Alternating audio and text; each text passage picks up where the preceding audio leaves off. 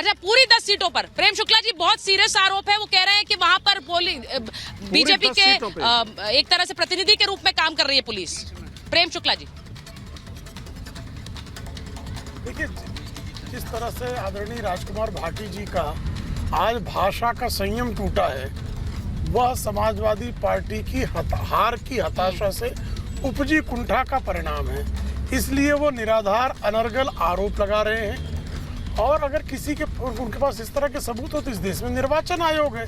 निर्वाचन आयोग को यदि वो प्रमाण सबमिट करेंगे तो स्वाभाविक तौर पर उस पर कार्रवाई होगी।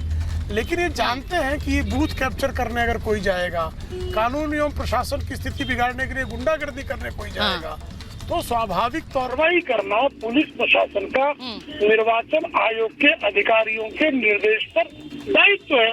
तो अगर दायित्व का निर्वाह कोई करे, और आप जानते हैं कि किस तरह से समाजवादी पार्टी के कार्यकर्ताओं की गुंडागर्दी कुख्यात रही है, तो अगर वो किसी भी निर्वाचन के बूथ पर अपनी गुंडागर्दी करने जाएंगे, दबंगई दिखाकर मतदाताओं को प्रभावित करने या मतदाताओं को डिस्टर्ब करने जाएंगे, तो स्वाभाविक तौर पर वहाँ प्रशासनिक कार्रवाई होगी। अगर प्रशासनिक कार्रवाई के अतिरिक्त किसी भी प्रकार का प्रमाण समाजवादी पार्टी के पास है तो उसको निर्वाचन आयोग को जाना चाहिए। लेकिन जो हार की हताशा से ग्रस्त लोग हैं वो स्वाभाविक तौर पर अभद्र भाषा का प्रयोग कर रहे हैं।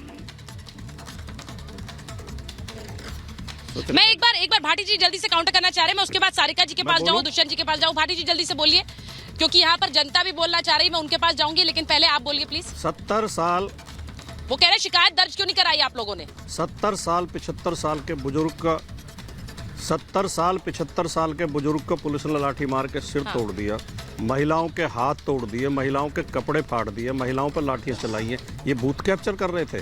सत्ता का अहंकार सिर पे इतना भी नहीं चढ़ के बोलना चाहिए कि हम अगर ऐतराज भी कर रहे हैं, हम अगर सच्चाई बता रहे हैं, हम संयम, हमने कोई अपशब्द तो मैंने प्रयोग किया नहीं, लेकिन हमारा संयम इसलिए टूट रहा है कि देश का लोकतंत्र खतरे में है। जो हम लगातार कह रहे थे बीजेपी लोकतंत्र को खत्म कर देगी, इसी तरह तो लोकतंत्र खत्म होता है। जब आप वोटर को वोट नहीं डालने दोगे, बीएलओ को उठा लेंगे, बीएलओ तो सरकारी कर्मचारी होता है, एसएचओ बीएलओ को उठा लेंगे, उसकी पर्चियां छीन के फेंक दी क्योंकि वहां समाजवादी पार्टी के वोट ज्यादा पड़ रहे थे।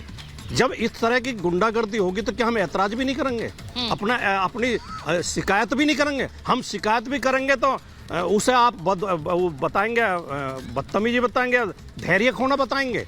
हम आहा भी भरते हैं तो हो जाते हैं बदनाम, ये कत्ल भी करते हैं तो चर्चा नहीं होता। आज जो यूपी में हुआ है, मैं फिर दोहरा रहा हूँ, इतिहास में कभी ऐसा नहीं हुआ, इस तरह का नंगा नाच कभी नहीं हुआ इतिहास में।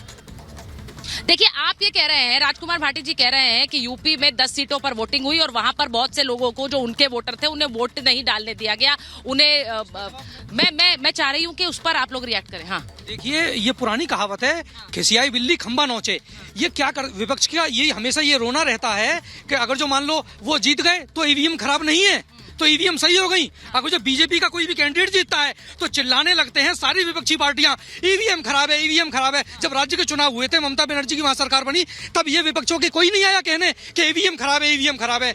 जब भी बीजेपी का कोई व्यक्ति जीतता है तो ये रोने लग जाते हैं। वो कहावत ये बिल्कुल सटीक सत्य सिद्ध होती है, खिसियाई बिल्ली खंबा नोचे। ठीक है, वो ये कह रहे हैं कि ये एक्सक्यूजेज है, लेकिन जो वो बात बता रहे हैं वो कह रहे हैं कई जगहों पर। आप बताइए, आप यहीं के वोटर हैं, हाँ। क्या लग रहा है आपको? ऐसा हुआ है क्या? कुछ देखा है? नहीं, बिल्कुल गलत है ये बात, बिल्कुल गलत है। ये तो पार्टी अपने अपने विरोधी की बात करती है आपस में एक दूसरे की, इसमें सत्यता बिल्कुल। अच्छा, मैं एक चीज, आज बड़ा मुद्दा जो छाया रहा, सारिका जी आप मुझे सुन रही होंगी, एक बड़ा मुद्दा आज जो छा रहा, वो आपके नेता ने जो बयान दिया कि मुसलमानों को आरक्षण मिलना चाहिए, फिर वो वापस उन्होंने यू टर्न ले लिया, उन्होंने कहा कि नहीं, सामाजिक न्याय के हिसाब से व्यवस्था होनी चाहिए। तो अब मेरा पहला सवाल आपसे ये है कि मुसलमानों को आरक्षण मिले या ना मिले, आरजेडी का स्टैंड क्या है? मैं देखिए सुचिता जी, सबको पता है कि संविधान में आरक्षण का जो आधार है ना, वो सामाजिक और आर्थिक है। कहीं से भी जाति और धर्म के आधार पे कहीं भी किसी को आरक्षण नहीं मिलता है। और देखिए, बिहार में जब जाति आधारित गणना हुई और उसके हिसाब से जब आंकड़े सामने आए तो आरक्षण का दायरा भी बढ़ाया गया।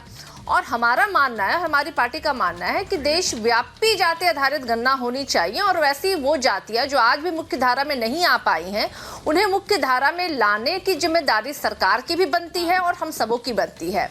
अब बात उठती है कि भारतीय जनता पार्टी जो हमेशा से ही उन्होंने जात और धर्म की राजनीति करती आई है, खास करके हिंदू और मुसलमान की तुष्टीकरण भारतीय जनता पार्टी के तो डीएनए में शामिल है, उनके खून में रगों में दौड़ता है कि जब भी वो राजनीतिक मंचों पर जाएंगे वो जात धर्म हिंदू मुस्लिम नहीं करेंगे। आरक्षण मुसलमानों को मिलना चाहिए या नहीं मिलना चाहिए, मुझे लगता है वो क्लैरिटी ला देगा। आपके नेता ने जो कही है उस बात पर भी कि पार्टी का स्टैंड क्या है, मिलना चाहिए या नहीं मिलना चाहिए, क्योंकि पहले उन्होंने कहा हाँ, फिर वो यू टर्न ले गए।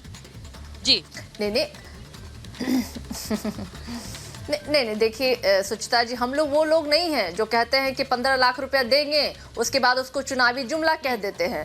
हम लोग वो लोग नहीं हैं जो कहते थे कि 2 करोड़ नौकरी देंगे और एक नौकरी भी नहीं दे पाए। हम लोग वो लोग बिल्कुल ही नहीं हैं जो महिला सशक्तिकरण की बात करते हैं और महिलाओं को नंगा घुमा रहे हैं।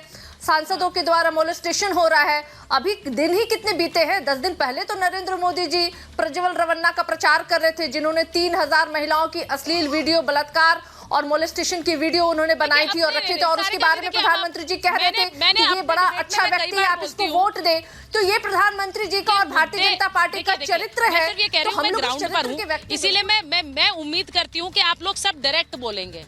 सवाल है, प्रज्वल रवन्ना की डिबेट हुई है, मैं ये भी कहूँ आरक्षण पर भी डिबेट हुई है, आज के मुद्दों पर बात करनी है। आपके नेता के एक बयान ने हड़कंप मचाया, इसीलिए मैं उस पर पूछ रही हूँ, सीधा स्टैंड है कि नहीं है, आरक्षण है कि नहीं है मुसलमानों को, फिर पूछ रही हूँ मैं, उसके बाद मैं जो जनता में जाऊंगी। देखिए सुचिता जी, आपकी सीधे ही प्रश्नों का मैं सीधा जवाब दे रही हूँ।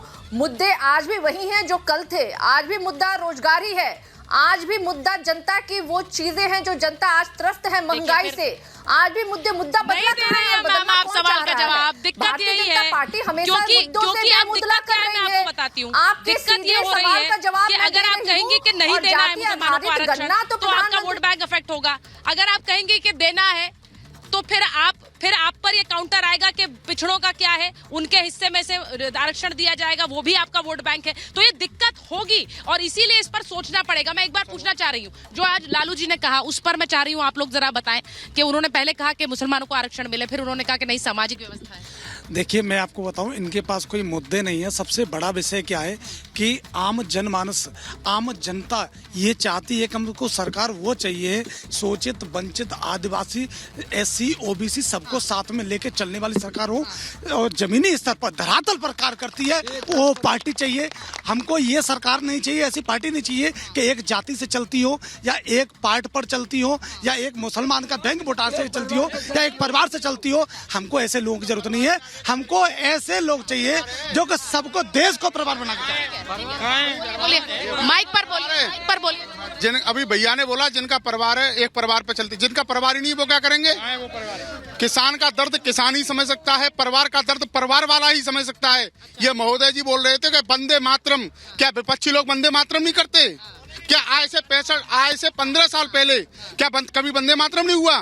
कांग्रेस की कोई भागीदारी नहीं हुई क्या देश जब आजाद हुआ? जब कह रहे हैं उन्होंने कॉपीराइट कर लिया उसको। नहीं, कॉपीराइट नहीं किया, मैं ये नहीं कर रहा हूँ, लेकिन इन लोगों का ये है कि बीजेपी एक ऐसी वॉशिंग मशीन है जो गलत काम करके बस पार्टी समर्थन कर लो, आप एकदम बिल्कुल दूध के पाक साफ धुले हुए हो गई।